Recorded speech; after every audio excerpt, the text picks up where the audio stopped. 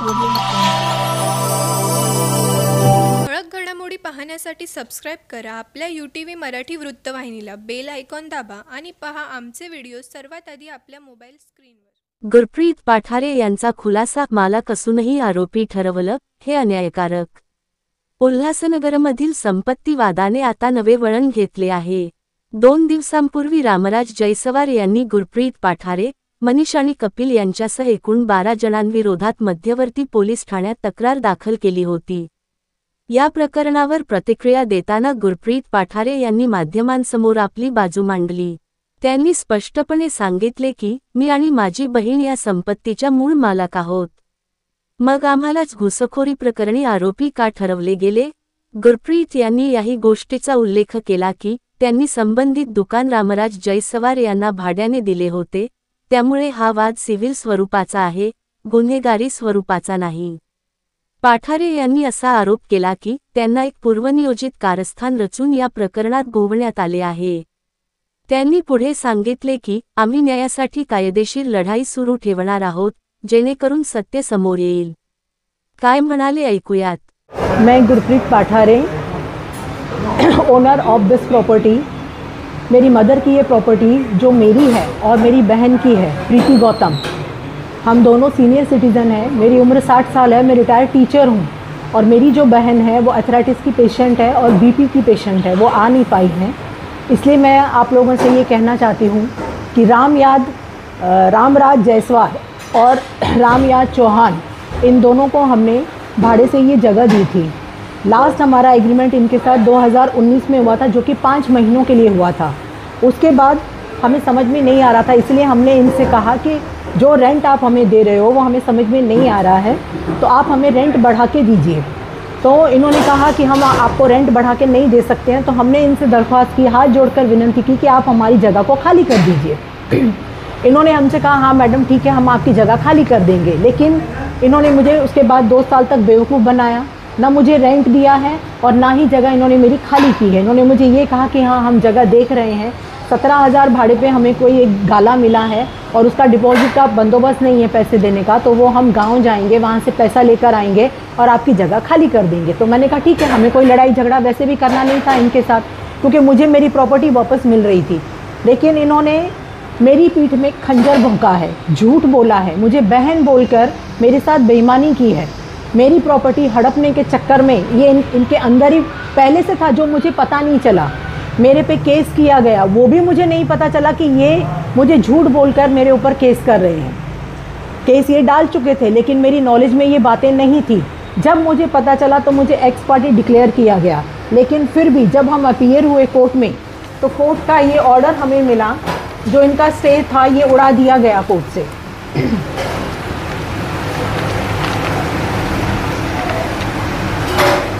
और न जाने उल्लासनगर के कुछ नेता हैं, उनके दबाव में आकर, और भू माफिया जो है उनके दबाव में आकर पुलिस स्टेशन में भी हम गए मदद मांगने के लिए, लेकिन ना मुझे पुलिस से मदद मिली है। पैसा खिला के ये लोग हमारी जगह को हड़पना चाहते हैं। तो मैं इन लोगों को बताना चाहती हूँ कि मैं इस जगह की ओनर हूँ। अगर पुलिस इनके लिए है तो मेरे लिए भी है, लेकिन फिर भी मैं पुलिस स्टेशन में गई हूँ, लेकिन मुझे कोई मदद नहीं मिली है, क्योंकि वहाँ पे बहुत सारा पैसा खिलाया गया है। नेता भी खिला रहे हैं और ये जो माफिया है उल्लासनगर का, जो जगह हड़पते हैं, वो भी पैसा खिला रहे हैं। क्यों? क्योंकि उनको हमारी प्रॉपर्टी में इंटरेस्ट है, उनको ये प्रॉपर्टी चाहिए। तो मैं ये कहना चाहूँगी कि हमारा ऑलरेडी सिविल मैटर है, आप कोर्ट में आइए ना लड़ने के लिए। जो भी है, जो एलिगेशंस हमारे पे लगाए गए हैं, मनीष भाई और कपिल भाई, इन्होंने हमारे फेवर में आके, पुलिस में आके जो बातें की, उन्होंने बताया हमें सच की लड़ाई लड़ने के लिए हमारा साथ दिया है, लेकिन उनके ऊपर भी एलिगेशंस लगाए गए हैं। ये भरत भाई हैं, जिनको हमने ये 7 महीने का एग्रीमेंट बना के, जब रामराज ने कहा था कि मैं जगह खाली कर रहा हूँ, तब ही हमने इनके साथ ये 7 मार्च का एग्रीमेंट बनाया था इनको रेंट पे देने के लिए।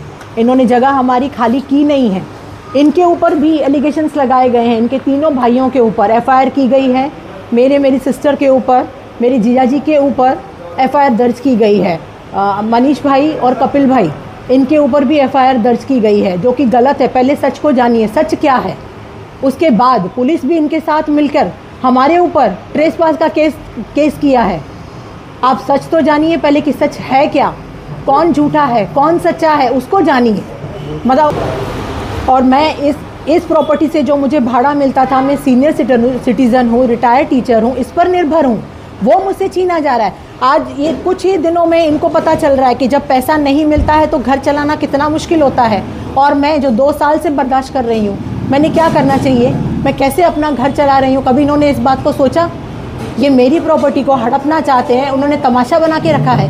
हड़प करने के बाद ये किसी और को देना चाहते हैं। ये नेता लोग, इनके पास तो बहुत कुछ है, फिर क्यों इनको मेरी प्रॉपर्टी चाहिए?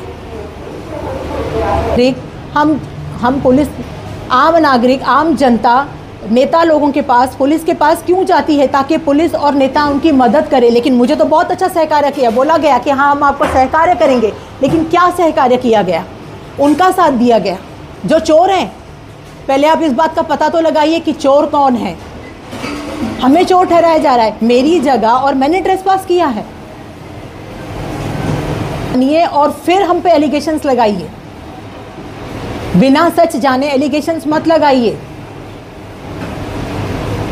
मैंने जो 5 महीने का एग्रीमेंट बनाया था उसमें 2 क्लॉज डाले गए थे। एक तो ये कि शटर के जो लॉक हैं उसकी 2 चाबियाँ, एक हमारे पास होगी और एक उनके पास होगी। और दूसरा क्लॉज ये डाला गया था कि without court and without police हम इनसे हमारी जगह खाली करवा सकते हैं। तो मैंने कोई गुनाह नहीं किया। अगर कोई मारने आएगा तो सेल्फ डिफेंस के लिए क्या हम फाइट नहीं करेंगे? अपने बचाव के लिए क्या मैं अपनी प्रॉपर्टी को बचा नहीं सकती हूँ? तो ये एलिगेशंस मेरे पे क्यों लगाया गया?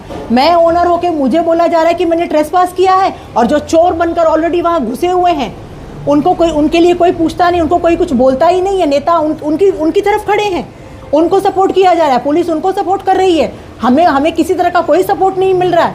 सिर्फ हमें सहारा दिया जाता है, बोला जाता है कि हम सहकार्य करेंगे, लेकिन कोई सहकार्य नहीं किया गया। एग्रीमेंट में मैंने ये मेंशन किया है कि इनको सिर्फ 300 स्क्वायर फीट जगह दी गई है, 1200 स्क्वायर फीट वो हमारी है। इन्होंने तो पूरी जगह पे कब्जा कर रखा है। तो ये आए अदालत में और फाइट करें मेरे साथ। अगर हम सच्चे हैं तो कोर्ट को हमारे हित में फैसला देना होगा। इनके पास क्या डॉक्यूमेंट्स से आकर दिखाएं। ये बोलते हैं ना कि हम ओनर हैं, तो आइए आप दिखाइए अपने डॉक्यूमेंट्स। हम तो ओनर हैं, हम तो दिखा रहे हैं ना, हमारे पास तो एग्रीमेंट भी है। सच और झूठ उसका फैसला तो हो ही जाएगा। एग्रीमेंट में उसने ये कबूल किया है कि वो भाड़े से उसको ये जगह दी गई है, और फिर कोर्ट जाके उसको मालिकाना हक चाहिए। आप लोगों को गुमराह किया जा रहा है, पत्रकार लोगों को सच पता नहीं है, उनको भी गुमराह किया जा रहा है और जगह को हड़पना चाहता है। एक तरह कबूल करता है कि हाँ मैं भाड़ेकर हूँ, मैंने ये जगह भाड़े से ली है, और फिर कोर्ट में जाके दावा ठोक रहा है कि इस जगह का मालिक मैं हूँ। मैं और मेरी बहन इस प्रॉपर्टी के ओनर हैं, और उसके बावजूद भी ये सिविल मैटर है। सिविल मैटर को क्रिमिनल मैटर बना दिया गया है। हमारे ऊपर चोरी का इल्ज़ाम लगाया गया है कि हम चोर हैं, हमने ट्रेसपास किया है। ओनर अपनी जगह के ऊपर ट्रेसपास कैसे कर सकता है जब वो जगह उसकी है? ट्रेसपासर्स तो रामराज है, रामयाद है, चौहान, इन दोनों तो ट्रेसपासर्स हैं, और ट्रेसपासर्स हमको बोला गया है। पुलिस ने हम पे एलिगेशंस लगाए हैं कि हमने चोरी की है। रामयाद चौहान, मैंने ऐसे सुना है कि रामयाद चौहान को एडमिट होने वाले हैं, उनको मारने वाले हैं। ये सब झूठ है, ऐसा कुछ भी नहीं है, क्योंकि ये चाहते हैं कि वो सारा गुनाह हम पर आए, कि हम गुनहगार हैं। हमने इसलिए आप लोगों, उल्लासनगर शहरवासियों, आप लोगों को ये हाथ जोड़कर निवेदन है कि ऐसे लोगों पे विश्वास न किया जाए। इनको कहीं पे भी कोई जगह भाड़े के लिए न दी जाए। ये विश्वासघाती है, इन्होंने विश्वासघात किया है हमारे साथ। ठळक घडामोडी पाहण्यासाठी सबस्क्राईब करा आपल्या UTV मराठी वृत्तवाहिनीला, बेल आयकॉन दाबा आणि पहा आमचे व्हिडिओ सर्वात आधी आपल्या मोबाईल स्क्रीनवर।